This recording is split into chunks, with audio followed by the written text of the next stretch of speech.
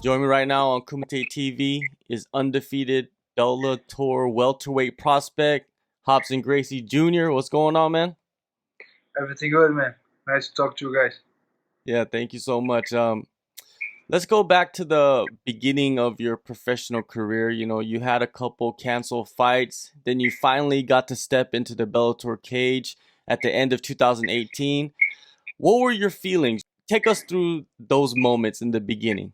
It was kind of frustrating because you train a lot, you have the whole setup for a camping fight, and then suddenly not gonna happen. So I'm not gonna say you're working for nothing, but it was kind of frustrating because you set up a goal in your mind, a dream come true, and then they suddenly cancel.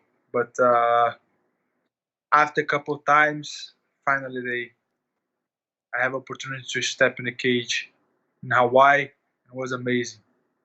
Amazing feeling. When you did step into the cage, was it somewhat overwhelming, to have all the cameras and everybody watching you? Because, you do carry the name, the Gracie name. Yeah, it was a little bit of pressure. Not gonna lie, because first fight you're gonna win, you're gonna lose. How did you gonna do it? Because if you lose it, I know a lot of people gonna say, "Oh, the Grace family is over," and all this stuff. But I think I tried to turn that off. Okay, now it's just me and my opponent. Forget about what happened, forget about the Grace name on my shoulder, and then moving forward, try to do my best inside the cage. Okay, I'm not fighting for, let's say, Royce gave me this good advice one day before the fight. Say, man, go there. You not fight to entertain nobody. You fight for yourself. Okay, so do your best, do whatever you want, have fun, and that's it. Hoist, I think he had the most pressure out of anybody in your family, right? Because he had the whole family walk out with him when he was fighting and kind of led the way for you guys. So getting advice from him, it must have kind of relieved the pressure a lot, right? A lot. He pays me. He give me a lot of. How to say? He set up down a lot. Uh, I was kind of nervous, and he came to my room, and you stop. Even he's my cousin. You stop for a second. Think, oh, that's a legend. Yeah. Because I didn't grow up next to him, so we see each other in some not really often, and it's not like Renzo and all my brothers. Is like he's in I'm not gonna say he's another level, but I don't have like a lot of intimacy with him. So when I saw him in my room, I was like, yes, he's in my room. He's not even the young Grace is not all the young Grace don't have this opportunity. Uh, there's a few of us. So has a legend in your room giving you advice one night before the fight, and a couple of minutes before the fight, he also was there. Before they called me, same thing. He said, "Okay, good luck, do your best, have fun," and this kind of set me down a little bit. Two fights, two finishes, two submissions, pretty flawless victories. What has been the most troubling time, do you think, so far inside the cage? On my was first was to deal with against the kind of pressure. It's my first time here. Everything is different. The guy is really trying to take my head off. It's not like the sparring class. It's not you cannot stop. That's one thing. That's one thing I remember in both fights. When they say go, you need to go. You cannot say because in training, okay, 1 second, let me fix my gloves, let me do that.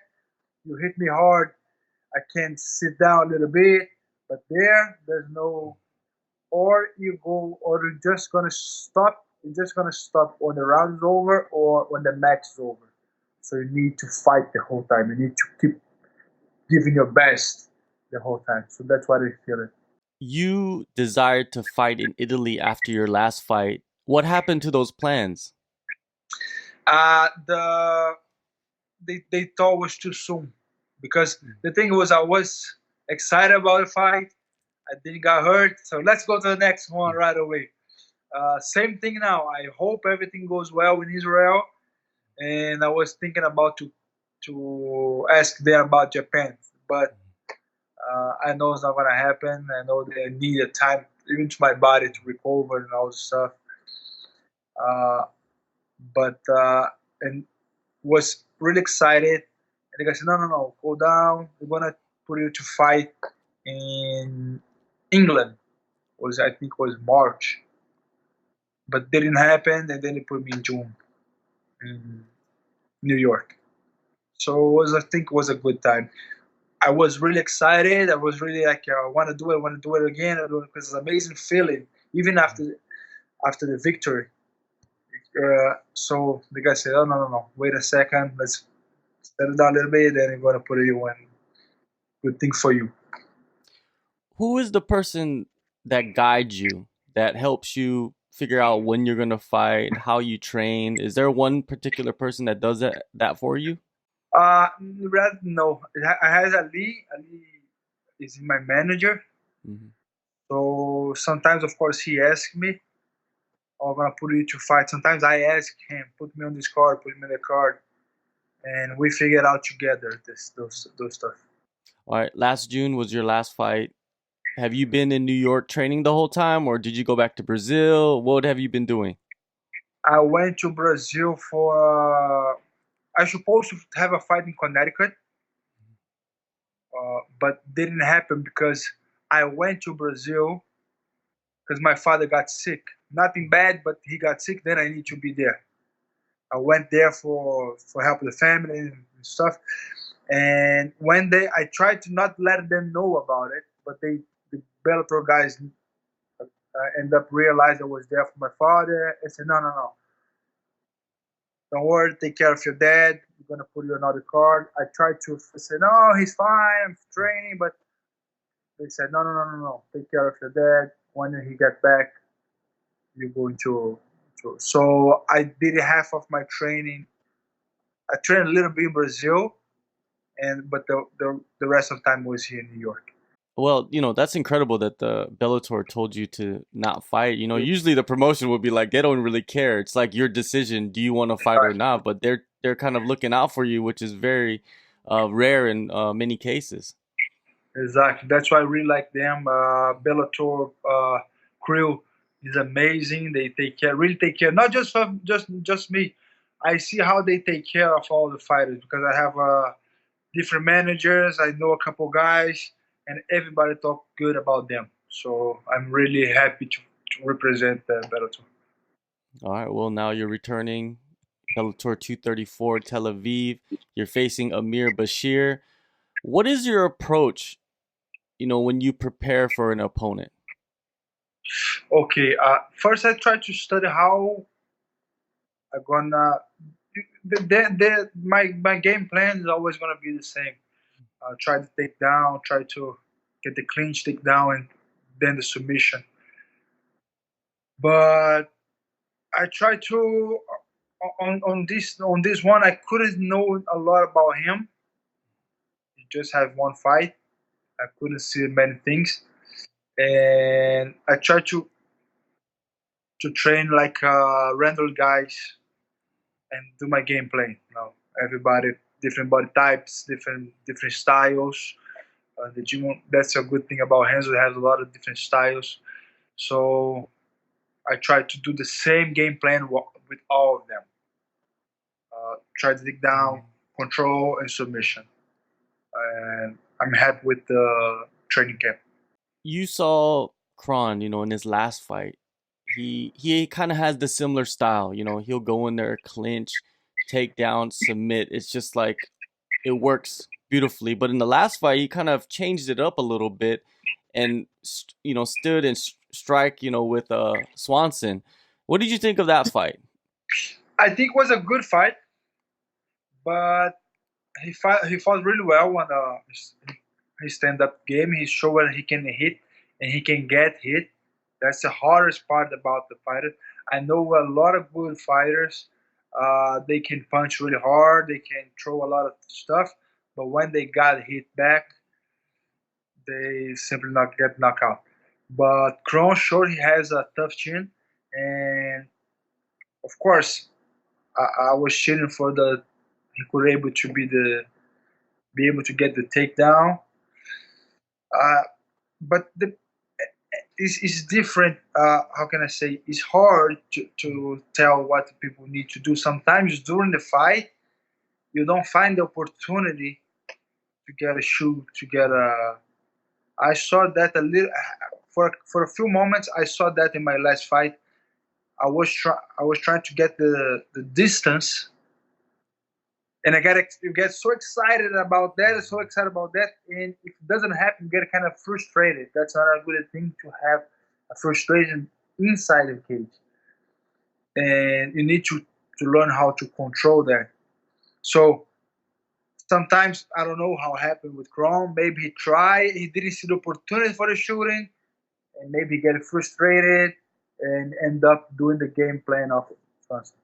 It seems like he's not afraid to lose because he stood in there, pushed forward, and went straight at Cup Swanson, and it showed that he'll take the punches, he'll risk getting knocked out. He's not afraid to lose.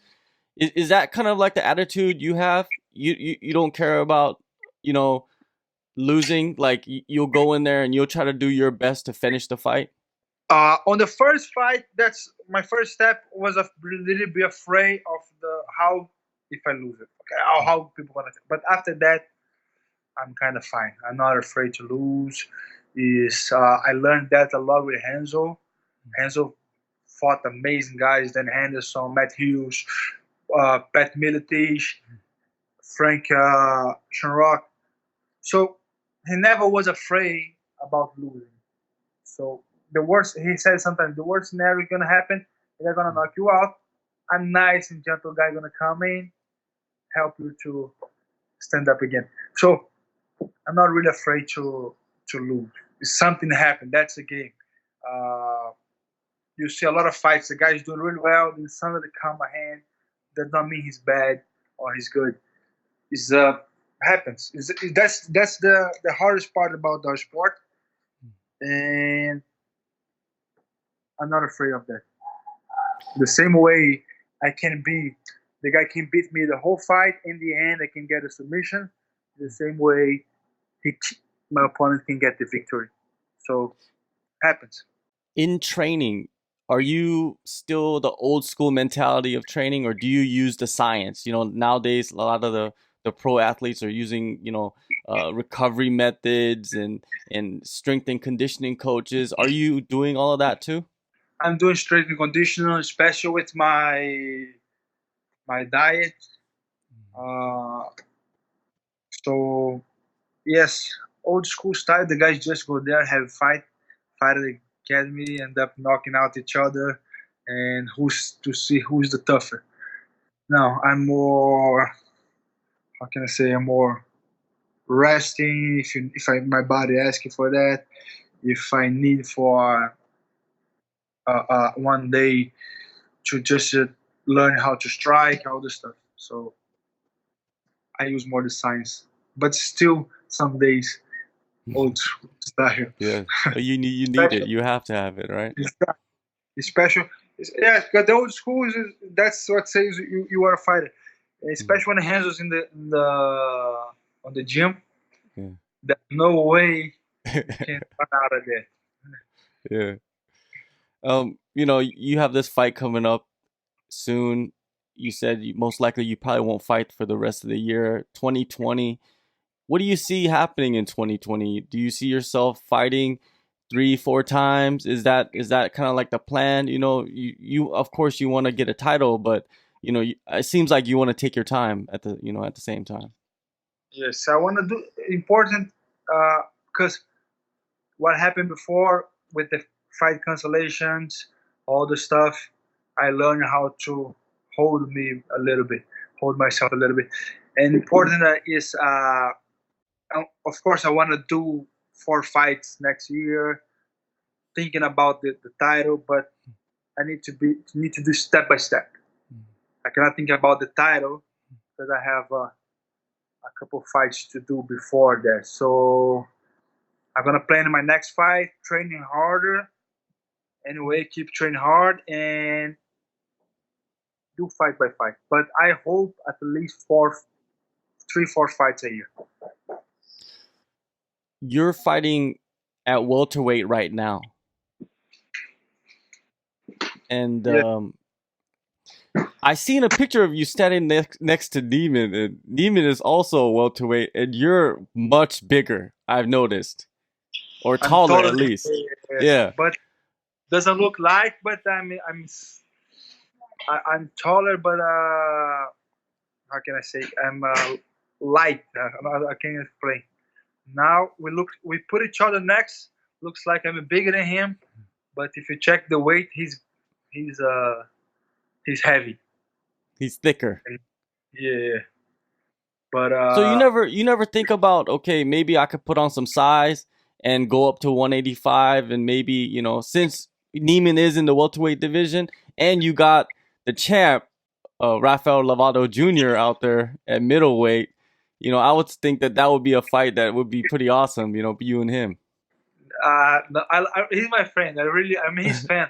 In reality, but I'm his fan. I really like him. He's a really nice guy. But I'm feeling good 170. Let me. Okay. I have a lot of trouble already here. Going up is gonna be hard. Okay. Because one thing, I lose weight really well, so to drop weight for me is kind of easy. Last time, not even did sauna, nothing. So just a kind of diet, and people got kind of shocked. Renzo wants me to drop to one more division, so no way. I No told him way. no. Let me 170 is fine. I cannot drop more than this. He said, no, you can't. Not even this sauna was easy. No, no. Let me. I like to eat. Yeah. Well, I'm excited for you to, step back in there November 14th, Bellator 234. It's going to be fun to watch you compete again and develop as a fighter and to see where you're at now since, about 5 months have passed. Thank you. Appreciate it. I think I'm better now. My head is better. With you, Victor, I'm more comfortable in the cage. Still, of course, a little bit nervous because it's just the third time, but I think a little bit more comfortable. Let's say I feel pretty comfortable in the area that I train. When they change the area, okay, you need to set up how can I move, the distance I need to have it between my opponents. But now inside the cage, I'm more comfortable. I know how the mat are. For example, last fight I try a shoot, my knee got stuck on the mat because the mat is really how can I say didn't slip on the mat, so my knee gets Sticky. stuck. Yeah, and I couldn't have the takedown that I wanted. I end up finishing on bottom. Now I know that. Now I can slide my knee a little bit better. All right, Hobson, I appreciate the time, before your fight is coming up soon. Thank you so much, and good luck on the fight. Good luck on the rest of the year, and enjoy the holidays. Thank you, guys. Appreciate talking to you, man. Hope to talk to you soon after the victory. Let's do it again. Thank you, brother.